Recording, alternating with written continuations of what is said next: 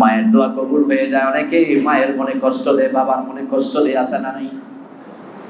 মার চোখের পানি দিয়ে অন্তর থেকে যদি একটা বদদোয়া দেয়, আল্লাহ রাব্বুল আলামিন এটা ফিরাইয়া দেয় না। বদদোয়া লাগে না রে ভাই। মা বাবার মনের দুঃখ আল্লাহর আরশ বেকুচি হয়ে যায়, আল্লাহ নারাজ হয়ে যায়। মা বাবার মনের দুঃখ আল্লাহ সহ্য করে না, আল্লাহ বরদাস্ত করে না, সন্তানের প্রতি গজব চলে আসে। অথচ কত সন্তান মা বাবার মনে কষ্ট দেয়। এমনও আছে যে আজকের এই পরিস্থিতিতে মা যে কি জিনিস, মা যে কি জিনিস, এটাই তো 4-5 দিন আগে বুঝতে পারলাম। বাজারের মধ্যে আমার বাসার সামনেই 2 বাসা পড়ে, গড়ায়া গড়ায়া চিৎকার করে কান্দে। ওর স্বামী ওর অন্য সন্তান আত্মীয় স্বজন সান্ত্বনা দিতে পারে না, পাগলের মতো কান্দে। দৌড়ে গেলাম, কি হয়েছে? ওর স্বামী চোখের পানিগুলো ছেড়ে বলে, ভাই কি আর হবে, আমার সন্তান, আমার ছেলে ঢাকা ইউনিভার্সিটিতে পড়ে ওখানে সে ক্রম থেকে বেরিয়েছে, পায়ের মধ্যে গুলিবিদ্ধ হয়েছে, রক্তের বড় অভাব। যতই সান্ত্বনা দেই, যাবারও কোনো ব্যবস্থা নাই। মায়ের মনে মানে না, মায়ের মনে মানে না। 3 দিন 4 দিন হয়ে গেল। 4 দিন পরে লোকটা বলে, হুজুর আল্লাহর কসম করে বললাম, এই 4 দিন আমি আমার বিবির মুখে কোনো খাবার তো দূরের কথা, 1 গ্লাস পানিও তার মুখে উঠাইতে পারি না। কোরআনের গান দিয়ে হাদিসের আলোকে সত্য পথে যেন থাকি অবিচল, তোমার ছায়া তলে করগো কবুল প্রভু, তোমারে অধম বান্দাকে। জোরাইজের মা চোখের পানিগুলো ছেড়ে কান্দে। 1, 2, 3, 5, 7 বছর চলে গেল। জোরাইজের মা সন্তানের কোনো সন্ধান পায় না।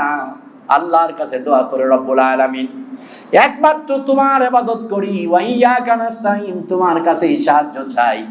আমার তাপিত হৃদয় সন্তানকে দেখার জন্য বেকুল হয়ে পড়েছে। ও রব্বুল আলামিন তোমার কাছে প্রার্থনা করি, মেহেরবানি করে আমার সন্তানটা কোথায় আছে আমাকে জানিয়ে দাও। আমি শুধু একটি নজর সন্তানকে দেখতে চাই। আল্লাহ রাব্বুল আলামিন মাকে স্বপ্নে দেখালেন, ওই এলাকায় গির্জার ভিতরে আছে। মা স্বপ্ন অনুযায়ী সন্ধান নিয়ে বড় লম্বা পথ পাড়ি দিয়ে গির্জার কাছে চলে গেলেন। গির্জার দরজার সামনে দাঁড়ায় মা চিৎকার করে আওয়াজ ধরে ডাক দিলেন, জোরাইজ, আমি শুনতে পেরেছি তুমি এই গির্জার ভিতরে আছো। আল্লাহ রাব্বুল আলামিন আমাকে স্বপ্নে দেখিয়েছেন এই গির্জার ভিতরে তুমি আছো। ঠিক স্বপ্নে দেখা গির্জা আমার, এটা রাস্তা পথ এটা। ওরে জোরাইজ, তুই আমার কলিজার টুকরা সন্তান। মাকে না দেখে খবর না নিয়ে তুমি থাকতে পারলা? 1টা 2টা 5টা 7টা বছর কেটে গেল। আল্লাহর কসম, এই 7টা বছরে গোটা রাত কোনোদিন তোর মা গোটা রাত ঘুমায় নাই, চোখের পানি ছেড়ে কান্দে। ছেলে কিভাবে আছে, কেমন আছে, খেয়ে আছে না না খেয়ে আছে? জোরাইজ, আল্লাহর কসম দিয়ে বললাম, গির্জা থেকে বেরিয়ে আয়, একটা নজর তোকে দেখবো, বড় কষ্ট করে এসেছি। হযরত জোরাইজ নামাজের সিজদার ভিতরে আছেন। সিজদার ভিতরে থেকে মায়ের আওয়াজ শুনতেছে, বুঝতে পেরেছে আমার মা আমার সন্তান পেয়েছে, আমাকে ডাকে। জোরাইজ বলতেছে, রব্বুল আলামিন একদিকে আমার নামাজ, আরেকদিকে আমার মায়ের ডাক। আমি কি নামাজ পড়বো না মায়ের ডাকে সাড়া দেব? না, আগে তুমি, তারপরে আমার মা। ও রব্বুল আলামিন, তোমার ইবাদত কমপ্লিট করার পরে মায়ের ডাকে সাড়া দেব। আগের মতো করে দৃঢ়তার সাথে নামাজ পড়তেছেন। মা অপেক্ষা করে বুঝলেন সন্তান মনে হয় আসবে না, মা ফেরত চলে যাচ্ছেন। মা যখন চলে যায়, যাবার পরে মায়ের বেদনা, দুঃখ, কামনা বাসনা সন্তানকে দেখার জন্য আরো বেড়ে যায়। চোখের পানিগুলো ছেড়ে আবারও কান্দে। কয়েকদিন পরে মা দ্বিতীয়বারের জন্য আবার আসতেন, দ্বিতীয়বারের মতো। ঠিক একই অবস্থা, গির্জার ভিতরে নারীদের প্রবেশ নিষেধ। মা ওই গির্জার দরজায় দাঁড়ায়া সন্তানকে আওয়াজ দিয়ে ডাকে আর চোখের পানি ছেড়ে কান্দে, কই রে বাবা জোরাইজ, আমি তোর ওই মা, যে মা তোকে 10 মাসের উপরে পেটে ধারণ করেছি, যে মায়ের স্তন থেকে দুধ পান করেছ, কত রাত ঘুমাইতে পারি নাই, পেটের প্রচন্ড যন্ত্রণায় ব্যথায় তোমাকে কত রাত না ঘুমিয়ে কতদিন না খেয়ে সেবা যত্ন করেছিলে জুরাইজ, একটি বারের জন্য আসো দেখা দেও। আল্লাহর কি ইচ্ছা আজকেও জুরাইজ নামাজের ভিতরে আছে। হযরত জুরাইজ চোখের পানি ছেড়ে কান্দে, রব্বুল আলামিন আমি নামাজের সেজদার ভিতরে আজকেও আমার মা, আজকেও আমি নামাজ শেষ করব, এরপরে মায়ের ডাকে সাড়া দেব, নামাজে তাড়াহুড়া করব না, আমার নামাজ আমি সুন্দর করেই পড়বো। আজকেও নামাজ শেষ করলেন, মা অপেক্ষা করে চলে গেলেন। জুরাইজ বের হয়ে আর মাকে খুঁজে পেল না, গির্জার মধ্যে চলে আসলেন। গির্জা থেকে আর বাহিরে গেলেন না, গির্জায় আবার প্রবেশ করলেন। মা বেদনায় কাতরাত্মক হয়ে তৃতীয়বারের মতো আবার গেলেন, গির্জার সামনে দাঁড়ায়া চিৎকার করতে শুরু করলেন, কাঁদতে শুরু করলেন। আজকেও জুরাইজ নামাজের মধ্যে সেজদার মধ্যে আছে। জুরাইজ চোখের পানিগুলো ছেড়ে কান্দে, রব্বুল আলামিন ইয়্যাকা না'বুদু ওয়া ইয়্যাকা নাস্তাঈন। আগে তোমার ইবাদত, ও আল্লাহ তোমার ইবাদতের মধ্যে আর কোনো কিছু মনে রাখা যাবে না, কোনো কিছু প্রাধান্য দেওয়া যাবে না। আমি আমার নামাজ শেষ করব। আজকেও নামাজ শেষ করলেন, অপেক্ষা করলেন না মা, সুদীর্ঘ সময় অপেক্ষা করে এক পর্যায়ে চলে আসলেন। জুরাইজ এসে দেখলেন মা আজকেও আর নেই। মা তৃতীয়বারের সময় যখন চলে যায়, মা বুঝতে পারলেন হয়তো সন্তান আর আসবে না। যাবার পথে মা আল্লাহ রাব্বুল আলামিনের কাছে দোয়া করলেন, আল্লাহ আমি মা হয়ে তাকে বদদোয়া দিয়ে গেলাম, যেই গির্জার মায়ায় পড়ে আমার সন্তান পরপর 3 বার আসার পরও গির্জা থেকে বেরোলো না, যেই গির্জার মায়ায় পড়ে 7টি বছর কেটে গেল আমাকে মনেও পড়লো না, ও আল্লাহ আমি বদদোয়া দিয়ে গেলাম এই গির্জা থেকে আমার সন্তানকে চরিত্রহীনা নারীর দ্বারা জেনার অপবাদ দিয়ে রক্তাক্ত করে গির্জা ভেঙে আমার বাড়ি পাঠায়া দিও। বদদোয়া করলেন কি মা? আসলে বদদোয়াটা কি প্রয়োজন ছিল? সন্তানের কোনো দোষ আছে? নাই।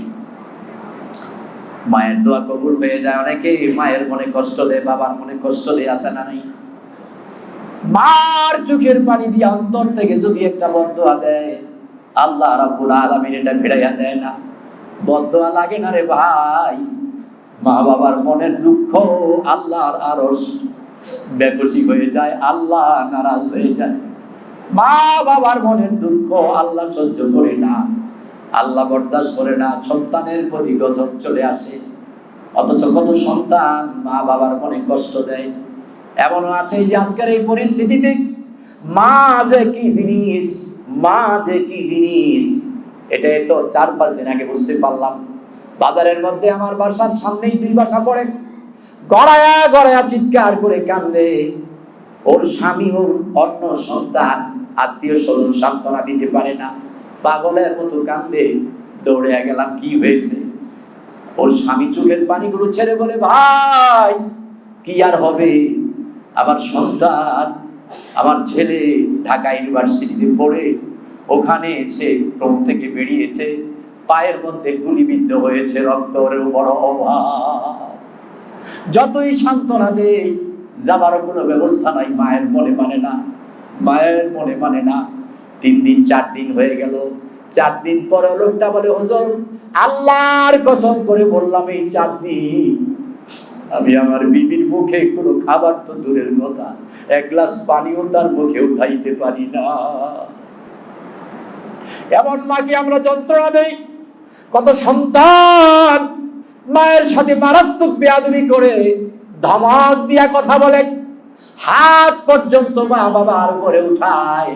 অথচ আল্লাহ রাব্বুল আলামিন বলেছেন, ফালা তাকুল্লাহুমা উফফিন ওয়ালা তানহারহুমা ওয়া কুল্লাহুমা কওলান কারীমা। ওরে সন্তান, তুমি যদি তোমার মা অথবা বাবা যে কোনো একজন অথবা 2 জনকে তোমার যৌবনে তাদের বৃদ্ধ বয়সে যদি তুমি পেয়ে যাও, এমন কোন ভাষা, এমন কোন কথা, এমন কোন আচরণ তাদের সাথে তুমি ব্যবহার করো না। তোমার কথায়, তোমার ভাষায়, তোমার আচরণে, তোমার চাউনিতে তাদের অন্তরে যেন উহু শব্দটা ব্যবহার না হয়।